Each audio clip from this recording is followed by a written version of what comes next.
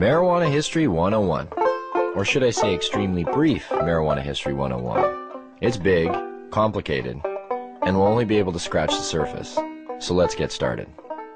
The first thing that strikes one as odd when looking at the history of marijuana, which is also known as cannabis, is how very much legal it once was. In fact, it wasn't only legal, it just happened to be one of the largest agricultural crops in the world, including the United States. You see, cannabis can also be hemp. And just what is hemp? Well, it's by and large the most robust, durable, natural soft fiber on the face of this planet. Up until 1883, and for thousands of years before, cannabis hemp was the largest agricultural crop in the world. It had thousands of uses and products. The majority of fabric, lighting oil, medicines, paper, and fiber came from hemp. The first marijuana law to exist in the United States was a law ordering farmers to grow hemp. Benjamin Franklin used it to start one of America's first paper mills. The first two copies of the Declaration of Independence were written on cannabis hemp paper. Up until the 1800s, most of the textiles in the United States were made with hemp. 50% of medicine marketed in the last half of the 19th century was made from cannabis. Even Queen Victoria used the resin extracts from cannabis to alleviate her menstrual cramps. But the funny thing about industrial hemp was you couldn't get high from it.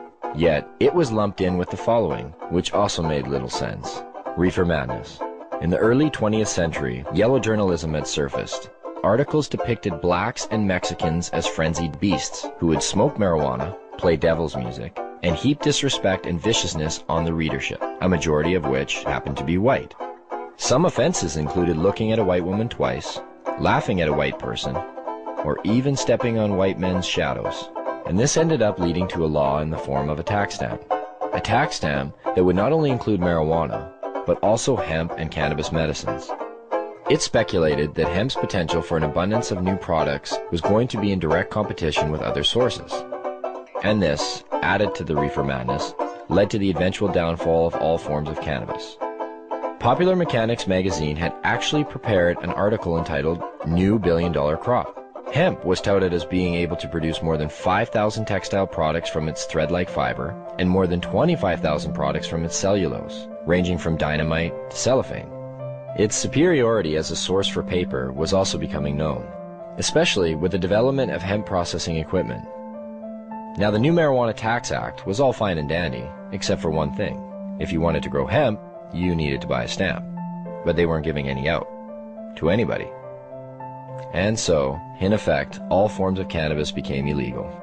Things pretty much stayed that way until World War II, when the government decided that hemp once again was a good thing and produced a video, Hemp for Victory. But by the time the war was over, hemp again became bad. And in 1948, when the marijuana law once again came into question, Congress recognized that marijuana was made illegal for the wrong reason. It didn't make people violent at all. It made them pacifists. The communists would use it to weaken America's will to fight. Congress now voted to keep marijuana illegal for the exact opposite reason they had outlawed it in the first place. And all through the years, report after report, commissioned by everybody, from the mayor of New York to the president of the United States, has come back with the view that marijuana should have no criminal penalty attached to it. Yet, marijuana remains as illegal today as it did nearly 70 years ago.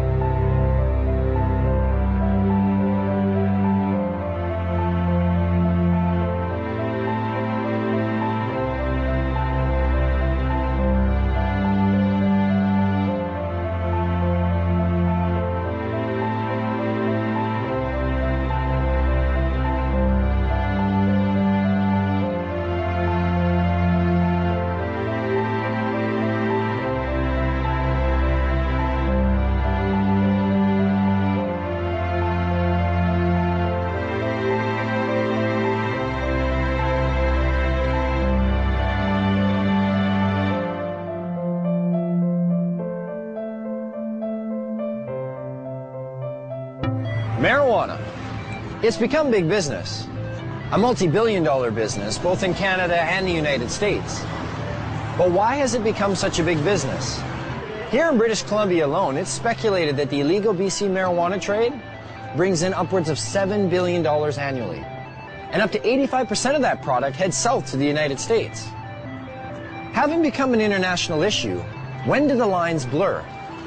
How does a massive underground market like this survive while remaining illegal? Why is marijuana illegal in the first place? And if prohibition is meant to protect us, I guess the most obvious question is, does the prohibition work?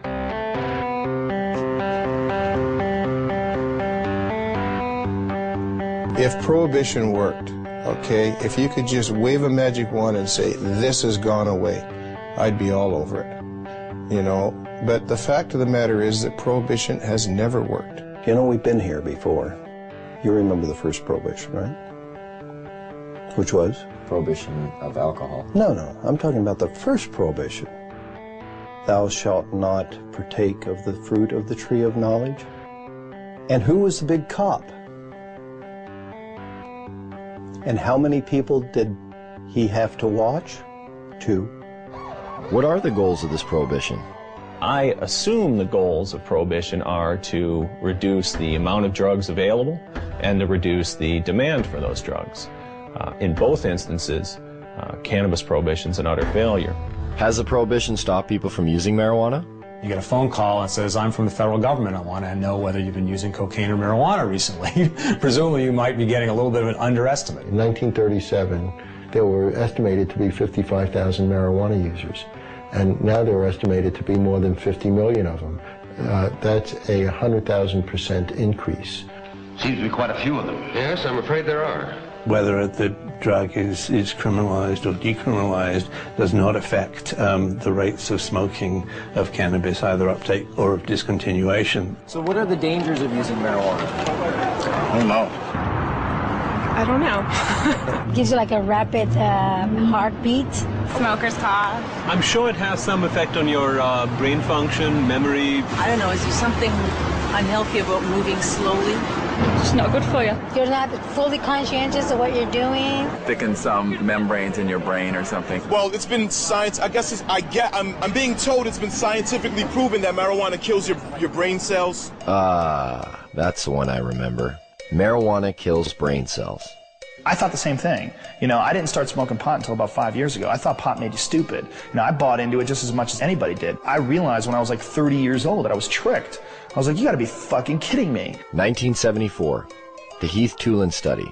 Ronald Reagan announces, the most reliable scientific sources say permanent brain damage is one of the inevitable results of the use of marijuana. Monkeys pumped full of marijuana, apparently 30 joints a day, had begun to atrophy and die after 90 days. Brain damage was determined after counting the dead brain cells of both monkeys who had been subjected to the marijuana and ones who had not. This study became the foundation of the government, and other special interest groups claim that marijuana kills brain cells. Here's what they didn't tell you. After 6 years of requests, how the study was conducted was finally revealed. Instead of administering 30 joints a day for 1 year, Dr. Heath used a method of pumping 63 Colombian-strength joints through a gas mask within 5 minutes over 3 months. They suffocated the monkeys.